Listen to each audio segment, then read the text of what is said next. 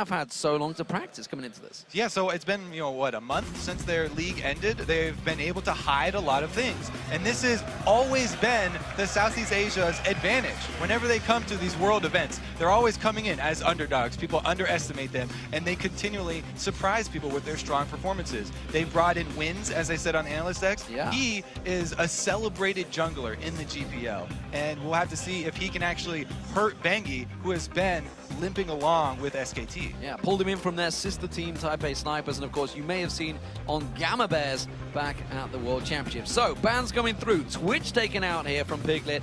LeBlanc taken away from Faker. Thresh also banned out from Boomandu. We also see the bans coming out from SK Telecom T1, which is Kassadin, Jax, and Kha'Zix, who pops in there. But quick lock-in, Lee Sin straight away, first pick for TPA Assassins. Yeah, early lock-in there. Could definitely be a top lane Lee Sin as well. We'll wait for that. Obviously, flex pick, but the Kha'Zix immediately banned out. That's what they use in the blind picks. Definitely don't want to give them away their first picks. Well, we do know that, of course, Shyvana will be in that top lane for Impact, and of course it will be Piglet on Lucian.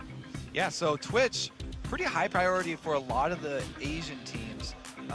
Just because of the assassination potential when there are so many movements in the mid game, looking to pick people off, and also his team fighting ability. But as we said before, Lucian is a very high priority AD carry in many regions because he's a jack of all trades, but he's actually good at all trades. He's good in every single area.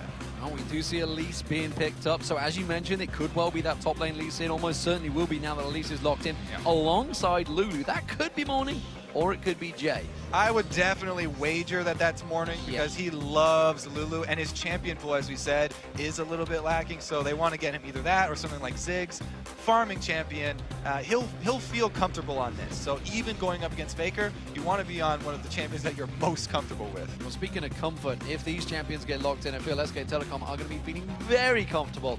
Piglet on Vayne is a champion we've seen many times destroying Okay, Vayne. then who's plays Lucian?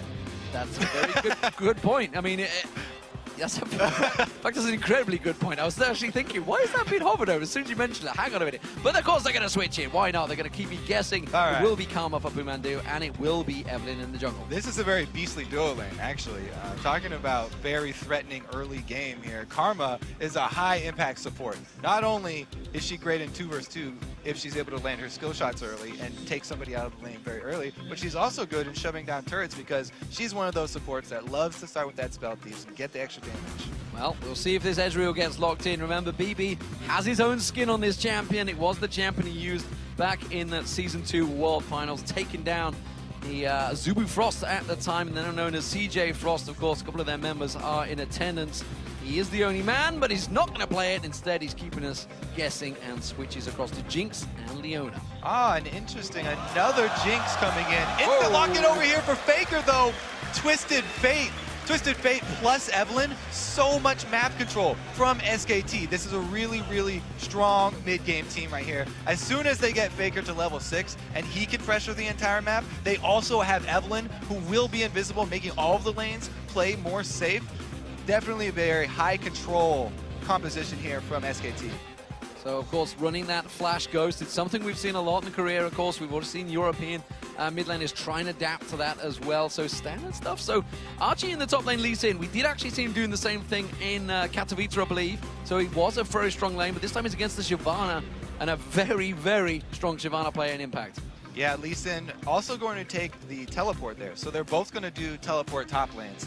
And I don't think that they will be meeting up, but it is a possibility. We have seen very few standard lanes shake out. You talked about the global presence, the fact that there is a teleport there. It's a potential for a 5-man dive in someone with that Evelyn sneaking out the jungle. Yeah, it's ridiculous because TPA, they're looking like they have a stronger team fight because, they've got the Jinx in the backline. They have the engage from Leona. However, SKT have so much more mobility, and they have that global threat we talked about with the Evelyn. There's so many different moves that SKT can outplay TPA positionally in this game.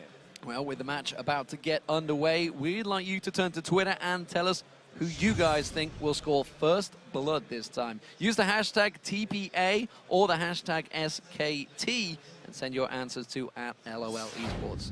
What are you thinking on this one? There's a lot of abilities. We saw a level 1 fight in OMG Fnatic game. Yeah, I often will give the first blood advantage to the team with Evelyn, but going up against Elise and wins on Elise, I'm just going to go for TPA here. I think they're going to get the first blood.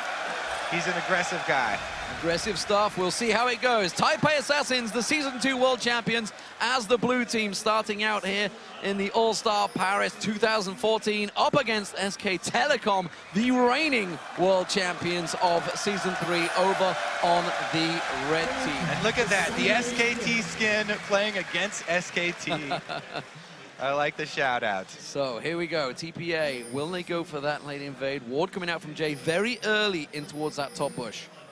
Both defensive wards placed very early. Interesting choice at the top bush there. Very common to drop that ward for one of the buffs, as SKT have done. But it will see any topside late invades here. It looks like TPA really do want to go with the standard, sort of quote-unquote new standard, where they do lane swaps. And Jinx definitely does want to go for lane swaps, but SKT do position Shyvana towards the top. Yeah, you can see that ward has been placed over at that red bush, so they're well aware of the fact that this invade could be coming out. Yeah, SKT are pretty much expecting TPA to invade that red side because, oh, Jinx Leona, you know, we've got a very powerful Lucian Karma lane here, and they've rightly warded the correct bush for them just to protect that red side, expecting the heavy amount of TPA members on that side of the map. Vingy just running scout in that mid lane, keeping their vision, and it is going to be a 5-man from both of these teams. Looks like they're going to be trading, so red buff invade coming out, TPA heading in towards that bush, although it's looking like SKT are they going to start out with dead even on the first blood? I guess that's pretty hard to come up with. 63%. Definitely swinging in SKT favor. Wow, that was fast, guys. That's everybody. And actually looking at the hashtag All-Star, it is flying right now between the two. So, red buff start coming out from Wins. However, it is a blue buff start for Bengi, and he hasn't started out towards that red. He's going to head straight towards there, I believe, as soon as this Wolves count goes down. They were doing a 2-buff. No, it's going to be a 2-buff start, actually, for SKT. So a little bit of a slower push, but again, they get more experience. They get their second buff coming up quicker. The thing that I do like to see when you go for this strategy is you leave one of the small minions by the first buff that you steal. Because if you leave that small one, whoa, Faker is having to blow his... All right. Anyway, if you leave one of the small minions by that first blue buff that you steal, a lot of the times the enemy jungler will not check their own blue buff for a good 5 minutes after, and you delay the second spawn by a tremendous amount. However, both teams have cleared out everything. Oh, no, there we go. They are leaving a little one. You can see Faker actually getting caught once again. That Glenna's doing damage. The blue buff is still untouched by Wins, actually. It hasn't gone back there. Double buff was picked up by Bengi, and they're force stacking on that top turret. Meanwhile, you can see SKT have really only just started to get towards the bottom turret. Yeah, so they went the slow route. As I said, they are leaving the small minion in the enemy buff. TPA opted not to leave it. That's what I was looking at. They're not leaving the small one there. They went for the super fast push, that second wave push, and they got the turret. They are Jinx. They got through the champion reduction damage turret, and now they're trying to get an extra lead here, but SKT are responding, getting everybody up there in time to defend it. Again, we see the difference between the super fast push and the slower 2-buff start here. It costs SKT the early global gold. Now we'll see how it works out. OMG, of course, did a similar type of thing. Piglet getting aggressive on Archie, going very aggressive on him there, but has to back away. Good trade coming back from Piglet, of course, using that double hit mechanic. So, Mandu, he had to go up towards the top lane, defending it off there. He's going to make his way back down towards that bottom lane, and will get himself back into lane. Faker in this mid lane. We haven't seen him up against Morning for too long. We did see Morning putting some aggression down early on. Bengi, though, taking a peek towards the jungle area of TPA Assassins, but Wins will secure himself this blue buff. The early ward coverage, classic Bengi coming through. More classic Bengi, ganking for Faker, getting him a little bit of extra breathing room in the mid lane. No gold card in range for it, though, because Faker had to blow his flash defensively. Their kill potential is greatly reduced, and they always have to worry about counter ganks from Wins, because in the mid game, the level 3 Elise, very strong. BB has now got himself down towards that bottom. We did see Archie teleport down here, has gone back to base, got himself that second Doran's Blade along with the Rejuvi bead. So we'll see how that works out for him up against Impact in that top lane, who both of them actually picking up wards as well on their first back here. So BB now in lane up against Piglet. This was the featured matchup we want to focus on. We'll see how it develops. They finally do meet up in the bottom lane, and both of them actually still have their turrets. Even though we saw the early lane swap, because SKT, we're not able to get one. Oh, Faker has no flash. Yeah, all right. Take it down a notch. But yeah, because that turret never went down, this is actually normal laning phase for that bottom lane, and we do get to see the matchup.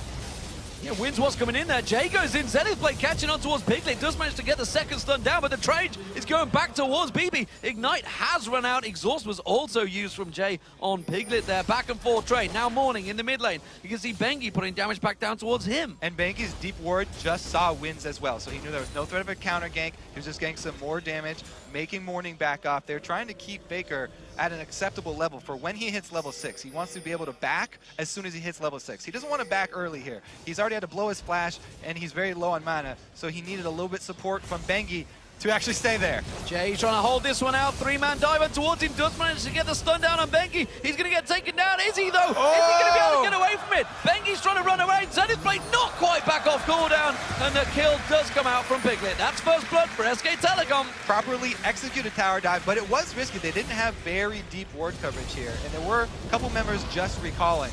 More aggression up top lane, though. First level 6 for Impact, taking advantage of the experience. Archie does take some of that damage, as you mentioned. Has gone for the double Doran's Blade, so needs to be more aggressive, and at the moment Impact doing a very good job at zoning him out. Yeah, this matchup is pretty easily swung because Lee Sin, he really thrives when he is able to spam his Iron Will and spam that lifesteal. He needs to be constantly auto-attacking minions up at the minion line, but because Impact got that first level 6, he was able to shove them off the minion line. And that takes away a lot of the sustain for Lee Sin, which is what the laning Lee Sin really relies on. Wind's coming round, going to try and land that cocoon. Flashes in, does get him down there. He has got flashback available, but is it going to be close enough? No! Morning locks down Faker. That's a kill for the mid lane. Great move there from Wind, trying to take advantage of Faker just before his flash came back up. Jay putting damage down on towards Piglet. That's going to be the chompers coming out. Mandu will step around there. BB trying to return some of that damage, but as at the moment, Piglet with that BF sword has a big advantage down that bottom lane. That's why we're seeing a recall here. BB needs to be able to answer that item discrepancy. Down in CS, they're really hurting. He's only able to get Vamp Scepter, so sustain. They're going to be a lot less aggressive, even with Leona Flame Chompers combo. Wins has Morning, just backing off. They're getting himself that chalice. That Athene's, of course, being built up by both mid laners. No surprise there. Impact now farming between those two towers in the top lane. And that's actually going to give Archie a little bit of a respite because he will happily farm up against his minions. Actually, it was Impact putting pressure on him with them waves, and I think he'd be quite happy about the fact that Impact has chosen to go this route. Yeah, Impact is really having his way up in that top lane. He hasn't even had to go back and purchase yet. Already farming behind the turret, trying to draw more attention from the jungler. If he can get wins on the top side of the map, he can relieve pressure for the rest of his team to make a move on Dragon. Wins just happens to be jungling on the top side as well. Great move from SKT. They've got great ward coverage around the Dragon as well, so they don't have to be worried about it, especially since their bottom lane is winning so hard. Yeah, zero vision on this one. Bengi actually taken very low. They do manage to find out that top laner on the jungle. Wins is going to come around. Cocoon goes in there, going to try and come around, steal away that red buff. Actually hasn't finished it off. Does? He didn't have smite. Not. No, he does get it. He got it. He got it in the end there, nevertheless. He does take Impact down. Yeah, that's why he was focusing Impact and wasn't waiting till the red buff was low enough to get it for the attention, but he is able to get it in the end with the execute, and it actually costs a lot of not only Impact's time, but also his ulti. See, Faker's making a move.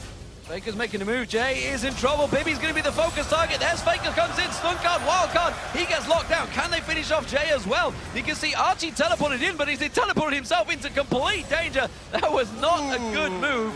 And the 4 members of SK Telecom take themselves 2 simple kills. That's that gold that we talked about in the beginning. Global, so many global options for SKT, and they're able to use it bottom lane because of the ward coverage around mid. But the answer from TPA is shove 2 lanes. 1 kill, they get a lot of minions into turrets here, no turret goes down. Oh, Bengi and Faker coming round, the double combo. Is it going to be enough? Wild growth from Morning, trying to save himself out. The Cocoon coming back out from Wind, trying to turn it back around. The gold card has been pulled by Faker, but he's not going to be able to land it. Oh, he flashes for it actually onto Winds. I'm not sure that was quite worth it. Piglet taking down the bottom turret while this is all happening. Mandu was joined in the fray, but TPA Assassins get away from this one. So he still will have a Ghost coming up soon, so he'll have an extra summoner spell for defensive purposes, but that was definitely an unnecessary flash. We'll see if it does end up costing him, as it has before when Winds ganks mid. It is a strong start from SKT Telecom, despite the turret advantage that was built up early by TPA Assassins. It is all now square once again. Morning does manage to get that shield off every time, expecting that gold card to be in his face, but you can see Faker starting to get more confident with every gold card thrown. And the control of mid lane vision is going to be even more important as the game goes on. They need to keep track of Faker. You saw him, he just barely left mid lane for that gank down bottom. That's why you have to keep your eyes on him. As soon as he leaks to one side, you have to notify the rest of your team to play more defensively and fall back. Because, as we've seen, teleport can be answered for teleport. Morning getting drawn into it. A good flash, and that was a very late ultimate from Bengi that was nowhere near landing. Yeah, a little slow there. But they do have a good push up top as well. So even though they use their jungler mid, great pressure up top here for SKT, and they're making TPA pay for this slow pushing bottom lane.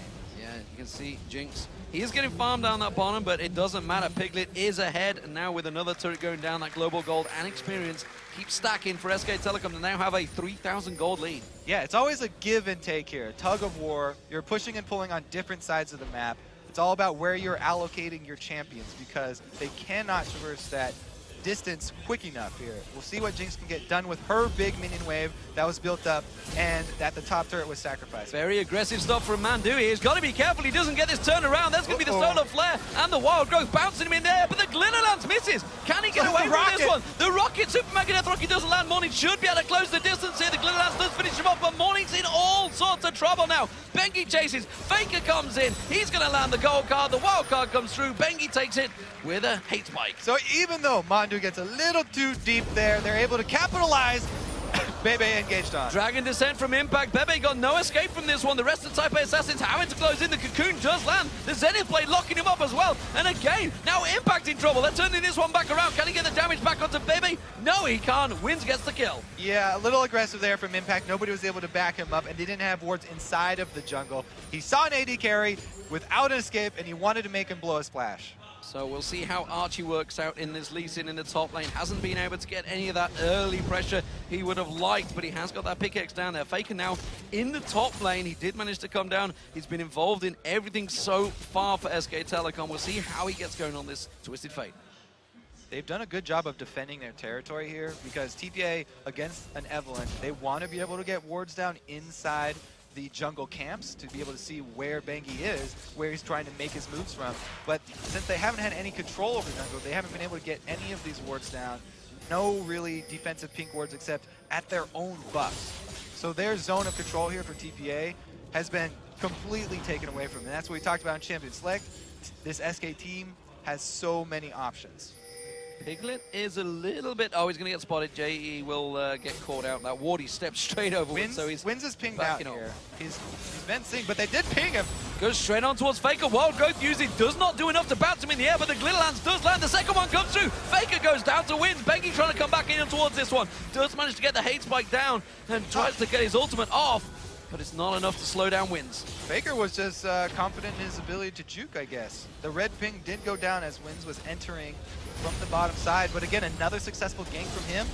Faker goes down. Archie now completed that Tiamat and feeling a little bit more confident against Impact there. So Impact used that Bilgewater Cutlass, but went fairly even in trade and didn't fancy it this deep in enemy territory.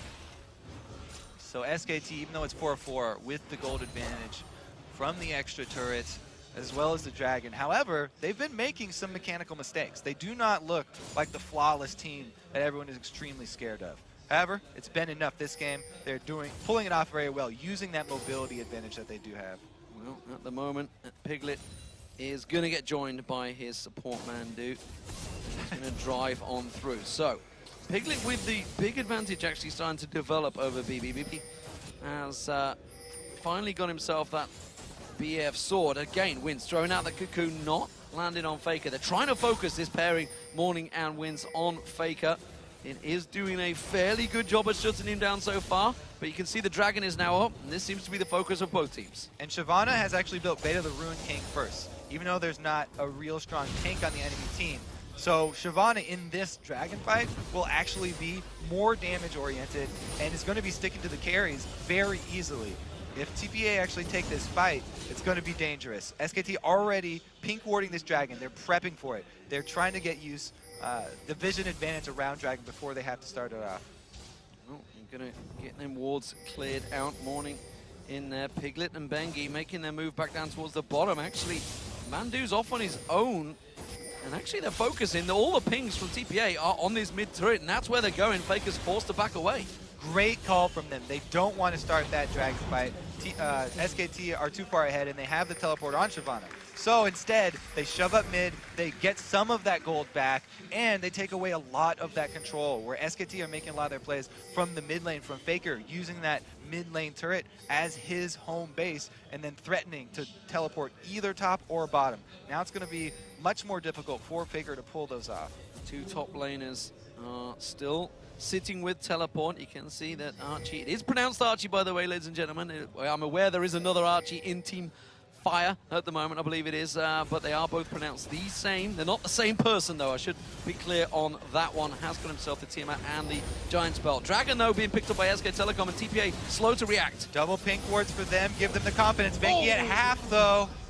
Execute on that rocket, not quite enough. Does land on Bengi, took him pretty low, but nobody was really following through from TPA. And Faker, again, he's rotating up top. He went through his own jungle this time. And there it is, the ulti. Does manage to flash away. Has he got far enough away? The kick does not land. He's trying to knock upon Faker. Faker does land the gold card. Archie in all sorts of trouble. Will go down from this one. You can see he had the support coming around, but it was not there quick enough, and that was a good, clean gank from SK Telecom. Yeah, very impressive TF play so far from Faker. He actually goes into his own territory, knowing that TPA have not been able to get those deep wards down to make a clear path for him to use his ulti up top. The culling on Jay, not quite enough to finish him off. The double tap from Piglet, again, also landing on there, but they didn't have enough cooldowns to lock him up. Bengi going to get spotted by the ping ward here. Morning catching on towards him. Glitter Lances are good, but Bengi has the ability to run out of that one. Couldn't quite lock him down. Wins is now coming around on towards Impact, and actually getting pinged on. Archie fancies this one. Wins using his sweeper just to make sure, but it's already been done, and now the ward is going to stay there. He knows that it's there, and they can try and work around it, though. Oh, that Glitter Lance not landing from Morning there onto Mandu, and he will clear out that pink ward. That's a expensive investment. Bengi going looking in the jungle, and actually will find Jay. Did get pinged out. I wonder if Jay's going to try and blind shot across there. No, he's not, and Bengi will step away. This vision battle is going back and forth, and you can see a lot of ping wards from SK Telecom, and again, they are focusing, trying to focus on Morning. You can actually only have one on the map at all times, but they've got 4 down and 2 in inventory, so they've got an extra one. As soon as one of those does go down, Mandu's going to be able to replace it, and they're going to get another True Sight down. With that investment, we'll see how it works out. Of course, the items being picked up by Taipei Assassins don't counter it. There is a 4,000 gold differential between these two teams, and SK Telecom stacking up nicely in this mid lane. They will take the turret down. Archie's all behind them, but I'm not sure he wants to go diving into 5 members of SK Telecom. It's just so dangerous for them to go outside of their territory at all. With the Evelyn and the Twisted Fate and the Teleport Shyvana with early Blade, they've got so much pick potential on SKT and so much great warding that they have the vision to actually make the correct choice every single time.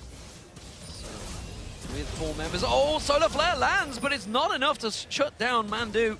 He does flash away from that one. Mandu being able to escape the minion wave was with TPA, but again, great clearance. You can see those wildcards from Faker just locking everything down. They're going to try and make a move, transition down towards the bottom lane, or translation as we'd like to call it. Pink ward was getting cleared out by TPA, but again, they don't fancy it because they're leaving themselves exposed in the middle. They've got one of the pink wards down. It's a very, very long battle they're going to have to wage, though, to take all this SKT vision away from their side of the jungle. And it would just get replaced straight away. There it is. Managed to place those wards from their inventory, and there we go. Faker just placing his own one back again on the mid lane there. So Archie actually having to cut off. Impact has been kind of free farming in this top lane. Archie's doing a good job of farming himself, keeping up with him, but surely in the grand scheme of things, a Lee Sin up against a Shyvana. Shyvana is going to come out on top as this game starts to go late. Yeah, Impact feeling really good about his position, and that's great for SKT because he is huge for them. They're relying on Shyvana and Evelynn flanks to really get the good engages towards the late game. Faker coming in to try and defend Mandu. Mandu goes down, the culling coming out though, double teleport coming in, and you can see this is possible global presence. Archie is there just over the side, does manage to land the kick, goes in on Impact. He's 3 members, kicks out Faker, but nobody's with him, and Archie goes to safeguard away. They're locked up in the side, Bengi. Now we can see the solar flare, that's going to try and slow them down. Faker does manage to land the stun card on Morning. Morning taking the wild card as well, having to step away. They catch the slow back on towards Impact. Pop the cook does not quite land. Piglet taking no solo. Life stealing off the golems, but BB flashes in for it, gets himself the kill, and it was a very close exchange between the two. I think it was a 2-for-1 in the end. So they saw Bengi coming down for the flank at the exact same time that Archie decides to take the Lee Sin Q in. Initially though, start this off by taking down Pumandu. And yes, they are able to burn both globals from SKT. Faker comes in, Impact comes in. Initially this is a great win for them and they could back off, but because Lee Sin decides to go in here, the rest of the team actually changing their focus and going up towards this top, they trade Archie for Bengi. And even though Wins is trying to protect Archie here, give him a way out and give him a cocoon, not enough. Well, with them kills coming through, you can see Morning clearing out those waves once again. Dragon up in around about 30 seconds, well, 46 seconds. You can see it in the top corner there, so it's not available. TPA getting the kills, but again, no objectives to take for them. This is a very similar position to Fnatic, actually, as they managed to start picking up those kills. They are still 4,000 gold behind as well. Yeah, TPA, they're in a hard position because they need a lot of vision around their own jungle. SKT are looking to get those flanks from the Shyvana, from the Evelynn, and then teleport in with a global. But they need good vision to fend against these. You can see more defensive pink wards to be able to catch out Bengi. Morning having to use that wild growth sped up. Faker comes in, does not lock down the stun card. Morning trying to get away from this one. Glitter lands on 3 members of SK Telecom, and the rest of TPA come round there. So Jay goes deep on this one. Bengi taken so low, but they didn't get a kill from it. Impact gets caught out there. Archie does go down. SK Telecom so low, fleeing from this one. They're going to turn it back around. Piglet gets himself in. Repel. Nowhere to He's go. got nowhere to go. No racer available. Goes back in. Gets himself a kill for the process. Faker finishes it off though, and that was a 2-for-1 this time to SK Telecom, and they will get the Dragon. Exciting ending, but yeah, it's jungler going down for support, so SKT, after the pick, they are finally rewarded with not only an extra kill, but as well the Dragon, and that's what we're talking about. They start the fights out middle, and then they bring in Faker for the guaranteed engage. Faker hasn't even been starting these with the Messiah type plays where he would need a Zhonya's. He's not initiating, he's following up the initial fight and just coming in with the gold card, with the death cap rush, so he's got more ability power to take somebody out as soon as he arrives for the secondary engage. Difference coming out, Static Shiv being built up by BB, but this time he's actually gone for the Avarice Blade first instead of the Zeal, so trying to get that one locked in. Meanwhile, Piglet, you can see Triforce now just completed. There's the Static Shiv just popping into place as well. Rabadon's Death Cap also picked up by Faker, has got that Sheen as well. Oh, Zenith Blade not landing on Pumandu there. Jay not quite locking him up this time. Still, these both teams are fairly bloodthirsty in this game. 8 kills apiece in just 24 minutes. Yeah, TPA are trying to make moves, but there's wave clear on SKT, there are globals on SKT, and there's also invisible champions on SKT, so they can catch you out and they can get that hard engage. Faker has actually gone for the Sheen next, looking for the tower pushing power. Lichbane eventually, but SKT actually are fine with just trying to defend mid, letting Faker get small advantages, split pushing down bottom. He has to get pretty close though to be able to use that TF teleport. That's why he's walking up through the jungle. Uses the Destiny. Is he going to be close enough? There he is joining the fray. He's going to get caught out by Solar Flare straight away. Bengi taken low, but they have to back out of that. And the Archie going down again. Wins being chased down. Impact trying to catch on towards him. Stun card pulled by Faker. Does land it. That's going to be Wins going down. And it's a 2-for-0 to SK Telecom. Again, TPA trying to make a move, shoving up mid, but SKT playing with the TF so well. Starting the fight, then Faker comes in for the stun, get another couple kills. So Baron looks like it may well be the focus for SK Telecom. They're rotating up there. No jungler, of course, for Type A Assassins, and this one should get picked up fairly cleanly. Bibi has not got Super Mega Death Rocket either. Wins has not got Wild Growth. He's going to have to simply poke at it with Wild Growth. Oh, Jay goes aggressive. He does actually draw them away at the moment. Solar Flare is not available either. They're simply trying to run interference on SK Telecom. Fairly well. They're doing a good job here. The damage going down, but there is the Baron. Now Jay's actually going to get locked up. Has to flash out. Glitterlance again catching 3 members of SK Telecom, but Type A Assassins don't quite do enough, and that's a Baron for SK Telecom.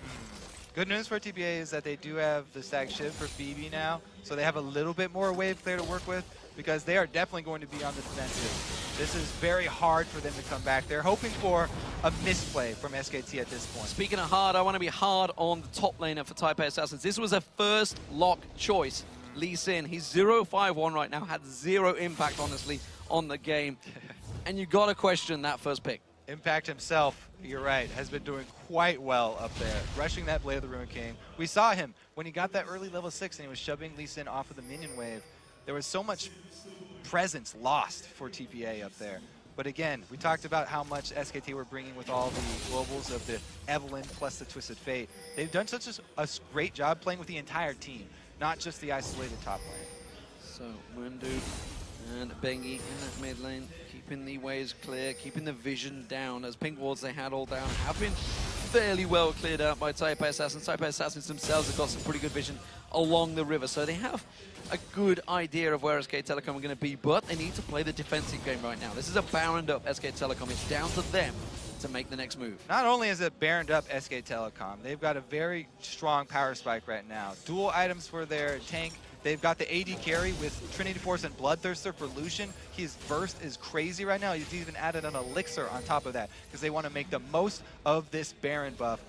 We'll see how many towers they can actually get. They might be able to crack one of the inhibitor turrets. Going with that split push, 1-3-1 style split push. Blade Shyvana that does have teleport. And as we mentioned, Faker trying to get that turret damage going. Lich Bane, third item. Yeah, I'm actually looking towards Morning, seeing which way he is going to go. Hasn't got that death cap down. Archie caught out, has to use his water safeguard away. Quickly kicks Impact. He wanted to send him the wrong way. That was not what he wanted to do. And that will be Archie going down to Impact. 0-6-1. He is having a very rough game. And compounding the fact that he's had a rough game is that he's spent a lot of money on mobility here. Boots of mobility, upgraded already as well. Wind's actually getting into trouble now. He's got nowhere to repel to. He's just going to drop straight down on Mandu. Faker's actually coming in. Does manage to get the Wild Growth off. Saves Wins for now. But he steps back in there. Morning also having to back off. That Faker down that bottom lane. Still keeping that bottom turret. Taking it down. The minion wave will come in. That's the mid turret as well being picked up as the top turret. SK Telecom taking all 3 inner turrets in one clean swoop. I don't know. It just seems like so much to keep track of for one team. An Evelyn in itself is already ridiculously hard. It's almost a team effort that you have to do to keep track of her. And then adding a TF into that you also have to keep track of.